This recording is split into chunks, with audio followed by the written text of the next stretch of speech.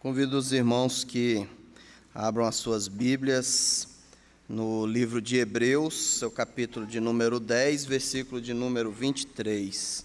Hebreus, capítulo de número 10, versículos de número 23 apenas. Um versículo curtinho. Hebreus 10, 23. Enquanto os irmãos vão terminando de folhear aí, os outros já encontraram, eu vou ler aqui na minha versão e os irmãos acompanham aí cada um na sua versão ou na projeção. Diz assim a palavra de Deus: guardemos firme a confissão da esperança, sem vacilar, pois quem faz a promessa é fiel. Essa versão que eu leio hoje é a versão King James traduzida para o português. E nós vamos falar sobre uma vida de esperança. E falando de uma vida de esperança, eu queria até convidar os irmãos que fizessem um exercício. À medida que nós formos falando da esperança ou da vida de esperança ou a vida com esperança, que os irmãos fizessem um pensamento antagônico, antagonista, e imaginassem também uma vida sem esperança, como seria o contrário da vida de esperança.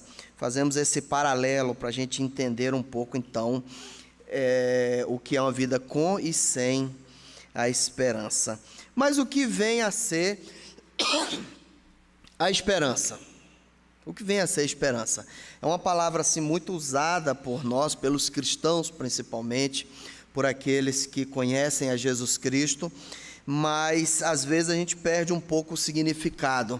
E hoje eu trouxe alguns significados, não são todos, mas são os significados pertinentes para a mensagem dessa manhã. Um do dicionário e outro é um significado da própria teologia. No dicionário, alguns deles dizem o seguinte, que a esperança é um sentimento de quem vê como possível a realização daquilo que se deseja. É a confiança em coisa boa, é a fé em uma vida melhor. Isso é dos dicionários que eu pesquisei, uma das melhores traduções sobre o que seria esperança. E pensando na vida espiritual, pensando de forma bíblica, a esperança é uma das 3 virtudes teologais, ou teológicas, né? A esperança está ao lado da fé, do amor, quer dizer, forma os 3 pilares teologais: esperança, fé e amor, quer dizer, o que a gente tem em Jesus Cristo, que a gente tem nessa nova espiritualidade que adquirimos após a nossa conversão. A esperança, ela é representada pela âncora, ou desenho da âncora, porque ela se firma no solo e por mais que a maré balance a embarcação para um lado e para o outro, a âncora segura ela naquele ponto. Então a esperança tem esse significado para a nossa vida cristã. É um sentimento que nós desenvolvemos, é um sentimento que a presença de Jesus Cristo, que a presença diária e constante do Espírito Santo provoca. Então, um bom termômetro para nós analisarmos a nossa vida cristã como anda, é exatamente o nível, o grau de esperança que nós temos e que nós temos experimentado no nosso dia a dia. Então, o Espírito Santo, ele provoca em nós sentimentos, e entre eles, um dos mais importantes, a esperança, né? Essa confiança que vai se realizar aquilo que a palavra de Deus promete, aquilo que a palavra de Deus nos mostra. Inclusive, na última frase desse versículo, curtinho, mas que tem uma mensagem profunda, ele diz: quem faz a promessa é fiel. Então nós vamos ver na palavra de Deus, principalmente no Novo Testamento, que trata da vinda de Jesus Cristo, a primeira e a segunda, que Jesus Cristo, antes de partir, ele fez uma série de promessas, inclusive a promessa de que viria e nós nos encontraríamos com ele, e assim então iríamos para a nossa redenção, para o céu, para o paraíso, né? Para a salvação, enfim. Essa é a nossa promessa e é esta a esperança que nós temos. Então, quando a vida cristã é norteada sobre esse tema, esperança, o que significa? Significa mais ou menos isso, nós termos firmes a confiança da nossa ida para morar com o nosso Deus, ou, se tivermos o privilégio, né, de não morrermos até a volta de Jesus Cristo, irmos nos encontrar com Ele. Então essa é a nossa esperança, de morar com o Senhor, não só do Senhor nos abençoar aqui numa vida terrena, uma vida boa, uma vida protegida por Ele, mas a esperança é principalmente a confiança de que somos cidadãos de lá dos céus, e não cidadãos dessa terra. Ainda assim, somos cidadãos da nossa nação, da nossa pátria, mas a nossa vida principal não é aqui, é lá. Essa de cá é uma preparação para a vida eterna. Por isso é que, às vezes, quando vemos as pessoas aí se engalfinhando por causa da política, por causa de tendências, de ideologias, e até mesmo de preferências esportivas, futebolísticas, às vezes a gente fala assim, olha, nós não precisamos nos preocupar muito com isso, porque a nossa vida é lá.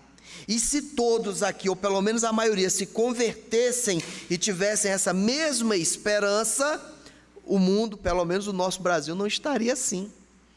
Imaginem se todos os nossos governantes, eles fossem cristãos, crentes verídicos, convertidos a Jesus Cristo, nós não estaríamos passando por essa série de problemas de moral, de princípios que os nossos grandes líderes aí têm. Queridos, agora para falarmos de esperança e para entendermos um pouco da nossa esperança, precisamos também ver um pouco daquilo que o mundo tem nos oferecido. E nesse aspecto nós vamos analisar 2 pontos. O primeiro é, nós estamos começando a experimentar de forma mais veemente o impacto da aproximação do fim. Principalmente se nós levarmos em consideração os sinais que já estão à nossa mostra, à nossa vista.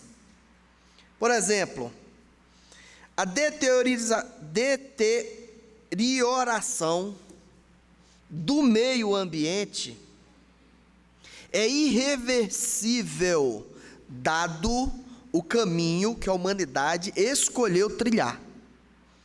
Então a humanidade resolveu trilhar um caminho de produtividade, de industrialização, de expansão, de agricultura, de criação de riquezas tais que os recursos do nosso planeta serão e estão sendo utilizados para esse fim. Essa semana eu vi uma reportagem de um organismo da ONU. Esse organismo, ele é da ONU o responsável por fazer o estudo e acompanhamento do clima. E esse organismo disse que 2016 é o ano que marca o início de uma nova era climática, e que infelizmente é uma nova era para o mal, Eles publicaram, entre outras coisas, nessa reportagem, que o gás carbônico e os gases que provocam o aquecimento global, que estão lançados no ar, esses que estão no ar, já precisariam de 50 mil anos para serem eliminados, desde que nós não produzíssemos mais. Os que já estão lançados na atmosfera, a menos que o homem invente um meio de limpar isso, ele já precisaria naturalmente de cerca de 50 mil anos para se limpar naturalmente. Mas nós vemos diariamente, cada vez mais, a gente poluindo, desmatando e destruindo. Então o que nós conseguimos entender é que isso é irreversível. a menos que o mundo todo instantaneamente se convertesse a Cristo, conseguisse ver que a ganância, que a ambição e que o sentimento de posse não é o mais importante. Mesmo nós, né? Nós estamos aqui, aí temos um carrinho aí mais ou menos, de meia idade, já estamos, né, doidos para trocar por um zero. Isso é o consumismo que o mundo mesmo nos induziu a ter, nos empurrou, né? Trabalhamos, conseguimos conquistar recursos financeiros para isso e achamos nada mais justo do que ter também as nossas posses. Então esse caminho que o mundo escolheu empurra-nos para a conclusão de que a situação do meio ambiente não vai melhorar, vai piorar. E se nós analisarmos aquilo que o Apocalipse fala sobre a situação e o sofrimento do fim, nós vamos ver que muitas aquelas figuras que são representadas, nós vamos experimentar aqueles males através da situação que nós mesmos estamos criando no planeta. Daqui a pouco, os raios solares não vai ter mais a proteção dos gases nobres que tem na atmosfera, vai começar a nos ferir, nos machucar na rua, e lá no Apocalipse ele fala que serão lançados escorpiões, que vai ferir, vai machucar, e as pessoas vão maldizer, inclusive, praguejar contra Deus. Não vai ser necessário nem nós vermos criaturas fantásticas voando por aí para fazer isso. O próprio clima vai proporcionar esse sentimento de que estamos dentro de um forno, de que estamos sendo alcançados pelo ácido, que estamos sendo corroídos. E isso é uma constatação científica, não é nem uma constatação espiritual religiosa. Um outro ponto que nos leva a ter um pensamento antagônico da esperança, ou seja, seria uma vida sem esperança, é o impacto da aproximação do fim, levando em consideração a deterioração da moral e dos bons costumes. A moral e os bons costumes que durante séculos e milênios norteou a vida das famílias, norteou a vida das pátrias, das nações, das comunidades, para que as pessoas tivessem incutido na sua mente um caminho a ser seguido, um caminho de correção, de forma que se eles escorregassem para um lado para o outro, a própria comunidade chamaria atenção para que viesse para o caminho correto. Mas a deterioração da moral e dos bons costumes chegou num ponto tal que hoje você anda no caminho correto e a comunidade é que te puxa para desviar do caminho. Aquilo que outrora todas as pessoas entendiam como pecado e errado, inclusive quem não era temente, convertido a Jesus Cristo, hoje perdeu-se a referência. Hoje você pode fazer tudo o que você quiser e ninguém tem nada a ver com a sua vida. O mundo nos leva a esse individualismo, mas o individualismo satânico, não vem de Deus. Essa liberdade que experimentamos hoje não é a liberdade pregada por Cristo, a liberdade que nos livra da escravidão do pecado. Essa é uma liberdade que nos escraviza cada vez mais no pecado. É uma liberdade que cada vez mais o inferno alcança as pessoas e amarra suas correntes. É uma liberdade que leva as pessoas a estarem acorrentadas cada vez mais profundamente no inferno. Essa seria uma vida sem esperança. Mas o versículo nos mostra que com todo esse ambiente, com todo esse cenário, a nossa vida precisa ser diferente. Primeiro, o escritor aos Hebreus começa o seu texto falando assim: guardemos firme, não é firmes. Guardemos todos nós, mas firmes, individualmente, cada um de nós, a confissão da esperança. Nos leva a pensar em uma postura de confiança e fé, em primeiro lugar. Guardemos firme, sabemos dar conta daquilo que nós somos, firmes. Então nos leva a pensar que temos uma postura de confiança e de fé, para ser firme nesse mundo que está balançando, que está se desestruturando. E é um caminho sem volta, é um caminho apocalíptico, não tenham dúvidas disso. Nos leva a pensar também em uma postura de quem sabe o que vai acontecer. Nós estamos nesse cenário, esse é o pano de fundo do mundo que vivemos, mas nós sabemos de tudo, a Bíblia nos mostra. Sabemos o que vai acontecer, então nós temos que estar preparados, nós temos que estar prontos, né? Prontos. E outra coisa, se nós guardamos firme a confissão da esperança, ora essa, não vamos nós ser os primeiros a entrar em desespero, né? Não vamos ser nós os primeiros a entrar em desespero. Temos que ter uma postura firme, de confiança, uma postura de quem sabe o que vai acontecer, então se prepara. Quando a gente sabe o que vai acontecer, a gente se prepara antecipadamente, a gente se cuida. Nos leva a pensar também essa frase em testemunho espontâneo. O que significa isso? Não é aquele testemunho forçado, que às vezes as pessoas te conhecem, aí você é obrigado a dar um testemunho, a mostrar uma vida que às vezes nem é bem aquela vidona que a gente acha que leva, né? Testemunho espontâneo é aquele que vem naturalmente, é aquele que surge de dentro para fora. Então nós precisamos ser impregnados pelo Espírito Santo e pelo sentimento de esperança, porque é esse que faz com que nós sejamos diferentes.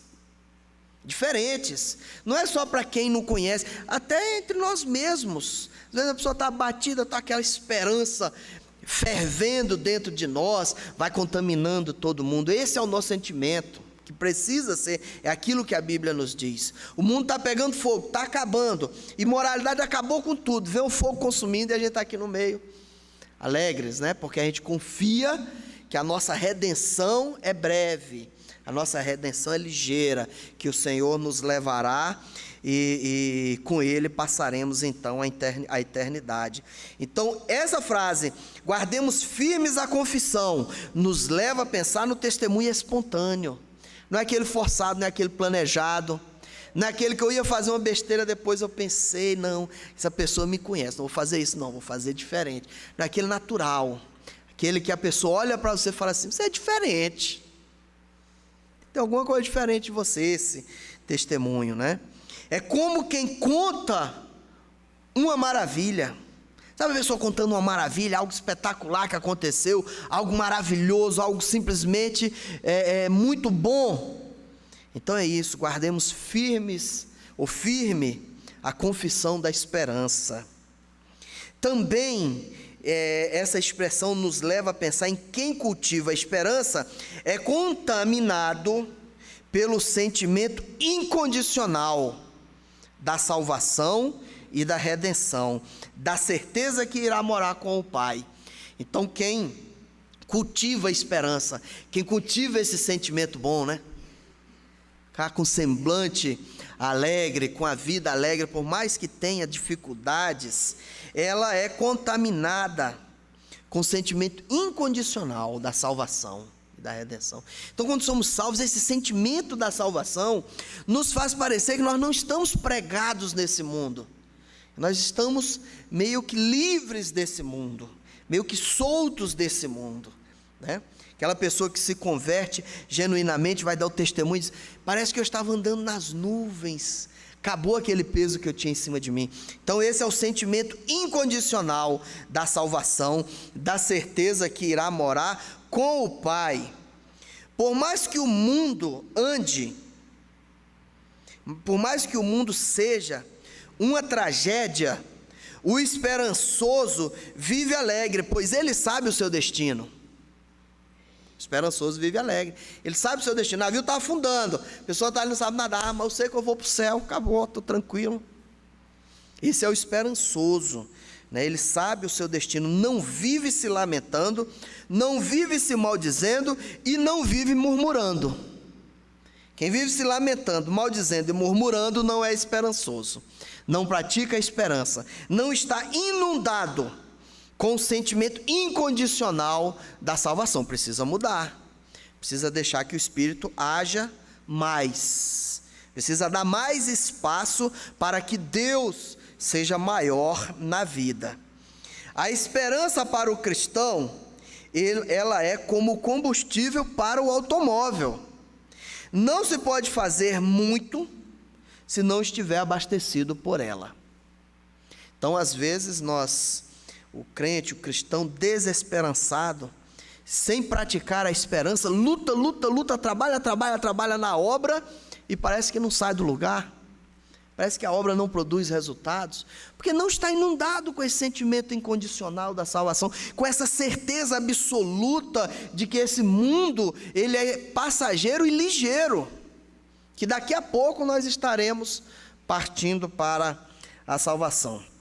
Um determinado pastor no Rio de Janeiro, pastor de uma igreja grande, ele contraiu câncer, e o câncer foi ligeiro com ele, e a igreja orava muito naquela expectativa dele ser curado e tal. Então um dia ele disse o seguinte: olha, pessoal, é o seguinte, se eu for curado, eu vou experimentar, vocês vão ver, a glória de Deus na minha vida. Eu fui curado.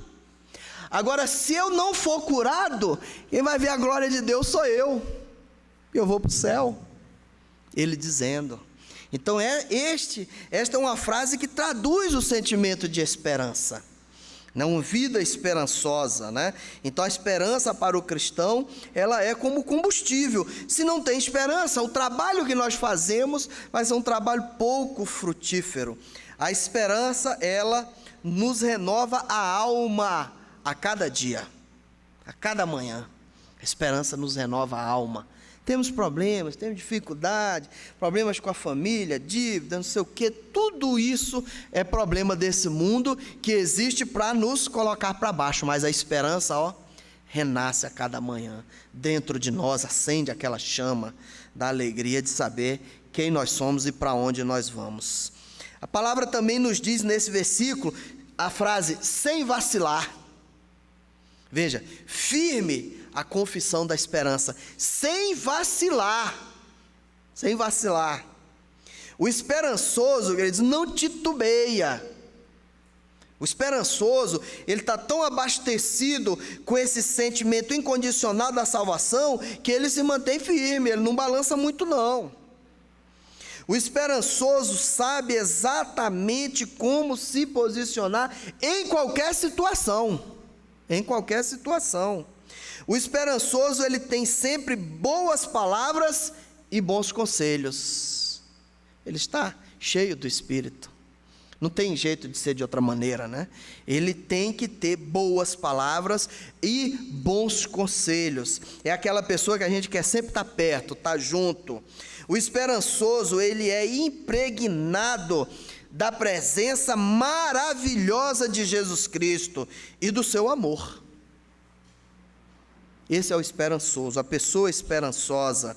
O esperançoso, ele mantém os seus passos firmes em direção à cruz e receberá como recompensa a salvação. Como recompensa a salvação, sem vacilar. É o que a palavra de Deus nos diz hoje. E é claro, nós poderíamos falar centenas de coisas e exemplos do que seria sem vacilar, mas eu acho que essas coisas, elas resumem em nós o que seria o sem vacilar, né? Mantermos-nos firmes, sabendo quem nós somos. E depois termina dizendo, pois quem faz ou quem fez a promessa é fiel. É fiel. Quem fez a promessa foi o próprio Verbo encarnado. Foi o próprio Jesus Cristo. Eu não sei se todos já se debruçaram em entender por que Jesus Cristo é chamado de Verbo, lá no livro de João, né? Porque o verbo significa ação. Jesus Cristo é a ação de Deus junto aos homens, é a expressão daquilo que Deus gostaria que acontecesse. O Verbo encarnado, a ação pessoal de Deus encarnada junto de nós. E tem um versículo que eu gosto de citar ele, e hoje não poderia ser diferente. Ele que fez a promessa é aquele que está à destra do Pai. Hebreus 1:3, o qual, sendo o resplendor da sua glória e a expressa imagem da sua pessoa, e sustentando todas as coisas com a palavra do seu poder, havendo feito por si mesmo a purificação dos nossos pecados, assentou-se à direita da majestade, ou à destra da majestade, nas alturas. Esse é o que fez a promessa. É firme a promessa não muda. Esse quem fez foi Jesus Cristo. Quem fez a promessa foi o Alfa e o Ômega, o princípio e o fim, Rei dos reis e Senhor dos senhores. Esse foi o que fez a promessa. Ele é o Senhor das nossas vidas e, portanto, nós precisamos exercitar a esperança, deixar que ela acenda dentro de nós um espírito vivo, alegre, contundente na obra, e que, acima de tudo, olha para a cruz e não fica caçando caminho diferente, não. O caminho é reto. O caminho é reto. Por fim, para finalizar, o salvo em Jesus Cristo tem, numa vida esperançosa, o termômetro de quem de fato ele é. Pensemos nisso, queridos. Verifiquemos em nós mesmos se a nossa vida é uma vida de esperança, se ela tem os pilares teologais da vida espiritual: fé, amor e esperança. Se é assim que temos agido, glória a Deus. Se não, precisamos praticar um pouco mais. Que o Senhor nos abençoe e cale em nossos corações, no sentido de estar fixo a sua palavra, mas que seja abundante o reflexo dela nas nossas vidas. Que Deus nos abençoe.